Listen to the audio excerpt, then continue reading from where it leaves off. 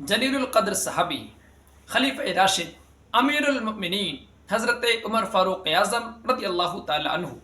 آپ کا نام نامی اسم گرامی عمر، کنیت ابو حفص اور لقب فاروق اعظم ہے۔ عام الفیل کے 13 سال بعد مکہ المکرمہ میں آپ کی پیدائش ہوئی اور آپ کا سلسلہ نسب 8ویں پشت میں پہنچ کر نبی پاک صاحب لولاک صلی اللہ تعالی علیہ وآلہ وسلم کے سلسلہ نسب سے مل جاتا ہے۔ مکہ مکرمہ ہی میں آپ کی پرورش ہوئی اور نبی پاک صلی اللہ تعالی وسلم کے نبوت کا اعلان فرمانے کے 6 سال کے بعد حضرت سیدنا امیر حمزہ رضی اللہ تعالیٰ عنہ کے 3 دن کے بعد اسلام قبول کیا۔ آپ کے اسلام قبول کرنے کا واقعہ اسلام کا ایک انوکھا واقعہ ہے۔ سب جانتے ہیں آپ کی بہن والا جو برا واقعہ ہے، لیکن اس کے پیچھے نبی پاک صلی اللہ تعالیٰ علیہ وسلم کی دعا کار فرما تھی۔ روایتوں موجود ہے آپ کے اسلام قبول کرنے سے پہلے آقا صلی اللہ تعالی وسلم نے دعا فرمائی تھی کہ مولا کریم عمر بن خطاب اور عمرو بن ہشام، یہ ابو جہل کا نام، ان دونوں میں سے جو تجھے محبوب ہو اس کے ذریعے اسلام کو عزت عطا فرما۔ اور تاریخ الخلفاء میں حضرت ابن عباس رضی اللہ تعالیٰ عنہما کی روایت موجود ہے کہ خاص حضرت عمر کے لیے اللہ کے رسول نے دعا فرمائی کہ اللہ عز و جل عمر بن خطاب کو مسلمان بنا کر اسلام کو عزت عطا فرما۔ اس طرح دعائے نبوی کا ظہور ہوا اور آپ نے اسلام قبول کر لیا۔ آپ کے اسلام لانے تک 39 لوگ اسلام میں داخل ہو چکے تھے اور آپ 40ویں نمبر پر مسلمان بنے۔ اس طرح آپ کو متمم الاربعین یعنی 40 کا عدد پورا کرنے والا مسلمان کہا جاتا ہے۔ آپ کے اسلام قبول کرنے سے پہلے تک لوگ چھپ کر ایمان کو اپنے محفوظ رکھتے تھے، اسلام کے حکامات پر چھپا کر عمل کیا کرتے تھے۔ آپ کے اسلام لانے کے بعد آپ نے نبی پاک صلی اللہ تعالی وسلم کی خدمت میں باریابی کا شرف حاصل کر کے اجازت چاہی اور اپنے ایمان کا برملا اظہار فرمایا۔ آقا صلی اللہ تعالی علیہ وسلم کے دامن کرم سے وابستہ ہونے کے بعد زندگی بھر وہ جانثارانہ، وہ والہانہ انداز آپ نے اپنایا کہ اس کی مثال ڈھونڈنے سے نہیں ملتی۔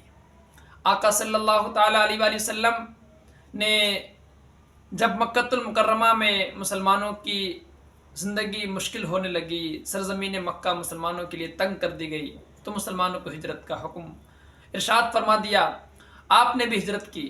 آپ کے ہجرت کرنے سے پہلے مسلمان چھپ کر ہجرت کر رہے تھے، مگر آپ نے چھپ کر ہجرت نہیں کی، بلکہ پہلے طواف کعبہ کیا، اس کے بعد 2 رکعت اطمینان کے ساتھ نماز ادا فرمائی اور اس کے بعد سرداران قریش کے سامنے اعلان فرما دیا کہ جس کو اپنی ماں کو بے اولاد، اپنے بچوں کو یتیم اور اپنی بیوی کو بیوہ کرنا ہو وہ وادی کے پیچھے آئے اور مقابلہ کر لے، مگر کسی کی جرات نہ ہوئی۔ اس طرح شان کے ساتھ آپ نے ہجرت فرمائی۔ پھر نبی پاک صلی اللہ تعالی وسلم کے مدینہ شریف آ جانے کے بعد سے اسلام میں جو کرۂ نمایاں انجام دیے گئے، سب میں حضرت عمر فاروق اعظم رضی اللہ تعالیٰ عنہ پیش شامل رہے۔ جتنی بھی جنگیں ہوئیں، چاہے جنگ بدر ہو، جنگ احد ہو، جنگ تبوک ہو، جنگ خیبر ہو، فتح مکہ ہو، جتنی بھی جنگیں ہوئیں سب میں حضرت عمر فاروق اعظم رضی اللہ تعالیٰ عنہ پیش رہے، شامل حال رہے۔ نبی پاک صلی اللہ تعالیٰ علیہ وآلہ وسلم کے بعد حضرت سیدنا صدیق اکبر رضی اللہ تعالیٰ عنہ مسلمانوں کے پہلے خلیفہ بنے۔ عہد صدیقی میں بھی حضرت عمر فاروق اعظم حضرت صدیق اکبر کے وزیر خاص تھے اور اس دور میں جتنے بھی فیصلے لیے گئے سب میں حضرت عمر فاروق اعظم رضی اللہ تعالیٰ عنہ کی شرکت رہی۔ تاریخ الکامل لابن اسیر کے مطابق 13 ہجری 22 جمادی الاخرہ کو حضرت فاروق اعظم رضی اللہ تعالیٰ عنہ مسند خلافت پر بیٹھے۔ یوں تو اسلام میں فتوحات کا سلسلہ حضرت صدیق اکبر کے زمانے سے ہی شروع ہو گیا تھا، مگر آپ کے زمانے میں اسلام کو جو فتوحات حاصل ہوئی، اسلامی سلطنت کا جو دائرہ وسیع ہوا، وہ اپنی مثال آپ ہے۔ دنیا کے 5 بر اعظموں میں سے 3 بر اعظموں پر آپ کے دور میں اسلامی حکومت کا پرچم لہرا چکا تھا۔ ملک شام ہو، قادسیہ ہو، یہ بیت المقدس، مصر اور جو قابل ذکر ملک ہیں وہ آپ ہی کے زمانے میں اسلامی سلطنت کا حصہ بنے۔ حضرت فاروق اعظم رضی اللہ تعالیٰ عنہ کی حکومت کا جو نظام تھا وہ ڈیموکریسی پر مشتمل تھا، وہ جمہوریت پر مشتمل تھا، وہ لوک تانترک طریقہ تھا۔ آپ مطلق العنان بادشاہ کی حیثیت سے نہیں تھے، آپ نے تانا شاہی کے طور پر حکمرانی نہیں فرمائی، بلکہ آپ نے ایک عدل و انصاف کے ساتھ مسلمانوں کی رہبری فرمائی۔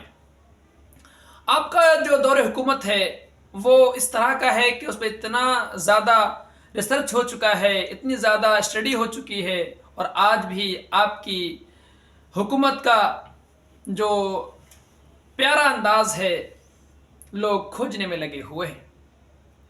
سیدنا فاروق اعظم رضی اللہ تعالیٰ عنہ نے وہ عظیم الشان چیزیں ایجاد فرمائیں حکومت کو وسیع کرنے کے لیے، حکومت کو مضبوط کرنے کے لیے، کہ اس سے پہلے جو حکمران تھے وہ نہیں کیا کرتے تھے۔ پولیس کا جو نظام ہے، لا اینڈ آرڈر کو سلامت رکھنے کے لیے، یہ حضرت فاروق اعظم رضی اللہ تعالیٰ عنہ ہی نے دنیا کو سکھایا۔ یہ جو ڈاک کا نظام ہے یہ بھی حضرت فاروق اعظم ہی کی ایجاد ہے۔ اسی طرح سے جن گننا، مردم شماری، یہ بھی حضرت فاروق اعظم رضی اللہ تعالیٰ عنہ نے ہی ایجاد فرمایا۔ اسی طرح سے ملک کی سرحد کی حفاظت کے لیے فوج کا نظام، پھر فوجیوں کے لیے باقاعدہ تنخواہیں جاری کرنا، یہ حضرت فاروق اعظم رضی اللہ تعالیٰ عنہ کے عہد ہی میں ہوا۔ اسی طرح سے جو عدل و انصاف کے لیے جوڈیشلی سسٹم ہے، عدالت کا جو نظام ہے، چاہے وہ سپریم کورٹ ہو، ہائی کورٹ ہو، ڈسٹرکٹ کورٹ ہو، جتنے بھی جو کورٹ کا پورا نظام ہے، یہ حضرت فاروق اعظم رضی اللہ تعالیٰ عنہ ہی نے شروع فرمایا۔ دارالقضاء جگہ جگہ آپ نے قائم فرمائے۔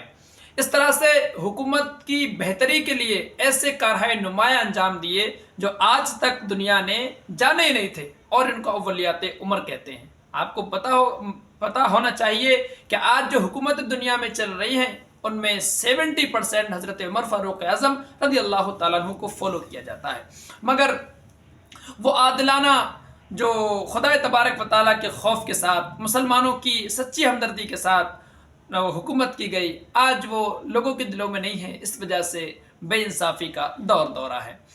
حضرت فاروق اعظم رضی اللہ تعالیٰ عنہ کو اللہ تبارک و تعالیٰ نے وہ صفات حکمرانی عطا فرمائیں، امور سلطنت میں آپ کو وہ عظیم الشان ملکہ عطا فرمایا کہ دنیا کے بڑے بڑے حکمران انگشت بدندہ رہ گئے، حیرانی کے ساتھ دیکھتے رہ گئے، اور صحیح معنوں میں جمہوریت، لوک تنتر اور ڈیموکریسی اسلام نے ہی شروع فرمائی۔ حضرت فاروق اعظم رضی اللہ تعالیٰ عنہ کی زندگی کا ایک ایک حصہ ایسا ہے کہ اس پر دفتر لکھے جا سکتے ہیں، کتابوں کی کتابیں لکھی جا سکتی ہیں۔ فاروق اعظم رضی اللہ تعالیٰ عنہ نے اسی طرح جانثاری کے ساتھ، اسی طرح عدل و انصاف کے ساتھ اپنی زندگی گزار دی۔ نبی پاک صلی اللہ تعالیٰ علیہ وسلم کو آپ کی زندگی کا ہر لمحہ اسلام لانے کے بعد ایسا پسند آیا کہ آپ کو اپنے پہلو میں جگہ عطا فرمائی، اور آپ ابھی روزہ اطہر میں نبی پاک صلی اللہ تعالی وسلم کے مبارک پہلو میں آرام فرما رہے ہیں۔ اسد الغابہ کے مطابق 23 ہجری 26 ذی الحجہ کو ایک بزدل غلام ابو لولو فیروز فارسی نے نماز فجر کو جاتے ہوئے آپ پر بزدلانہ قاتلانہ حملہ کر دیا۔ آپ زخمی ہو گئے شدید، اور پھر یکم محرم الحرام 24 ہجری دوشنبہ پیر کے دن آپ کی وفات ہو گئی۔ اس طرح اسلام کا یہ لال، سلطنت اسلامیہ کا عظیم حکمراں اس دنیا سے چل بسا۔